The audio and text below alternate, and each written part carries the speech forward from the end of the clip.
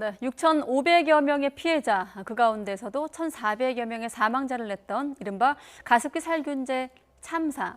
8년 만에 제조와 판매 기업 관계자들과 전현직 관료들을 대상으로 청문회가 열리고 있습니다. 오전에는 SK케미칼 등 기업을 상대로 추궁이 이어졌고 오후에는 공정위와 환경부 등에 대한 질의가 진행 중입니다.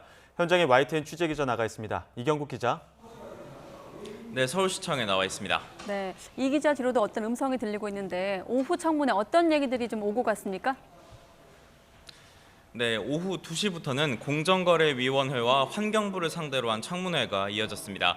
이 과거 가습기 살균제를 제조하고 판매한 기업들의 표시 광고법 위반 사건이 적절히 처리됐는지 추궁하기 위해서입니다. 앞서 SK케미칼과 애경 등은 살균제의 안전한 성분, 안전한 제품이라는 내용을 적었습니다. 하지만 공정위는 살균제 문제가 불거진 직후인 2012년 초 이 제품에 쓰인 CMIT와 MIT 성분의 유해성이 입증되지 않았다며 무혐의 처분했습니다. 4년여 뒤 다시 조사에 나섰지만 유해성을 연구 중이라는 이유로 또다시 심의를 종결했습니다. 재조사 끝에 지난해 공정위가 이들 기업에 과징금 납부 등을 명령했지만 기업들이 처분 시한이 지났다며 취소 청구 소송을 냈고 공정위는 실제 잇따라 패소하고 있는 상황입니다.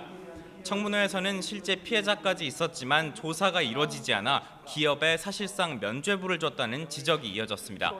또 2016년의 경우 환경부가 사실상 CMIT 성분의 유해성을 인정했는데도 공정위가 이를 제대로 반영하지 않았다는 비판도 있었습니다. 지난 2011년 애경의 내부 대응팀에 공정위 관계자로 추정되는 인물이 포함돼 있었고 2016년에도 공정위 사건 담당자가 공정위 출신 기업 관계자를 잇따라 만났다는 이른바 유착 의혹도 함께 제기됐습니다. 공정위 측은 기업 관계자를 만났다는 주장에 대해서는 절차를 지켜 입장을 청취했을 뿐이라고 해명했습니다. 네, 앞서 오전에 기업 관계자들을 상대로 진행된 청문회에서는 어떤 내용들이 오갔죠?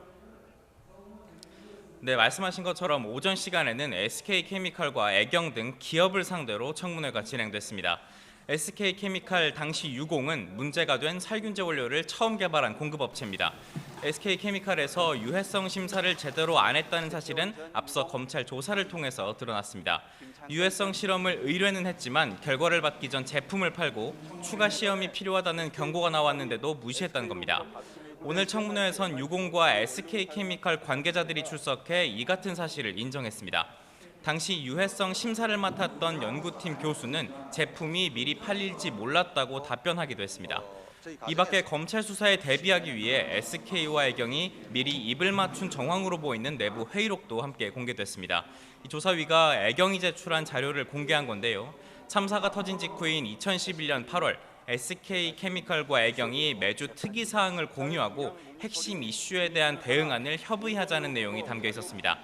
이 비공개로 나온 SK 전직 직원은 회사가 문제의 살균제를 처음 판 것으로 알려진 1994년 이전부터 사내에서는 직원들에게 제품 사용을 권유했다고 말하기도 했습니다.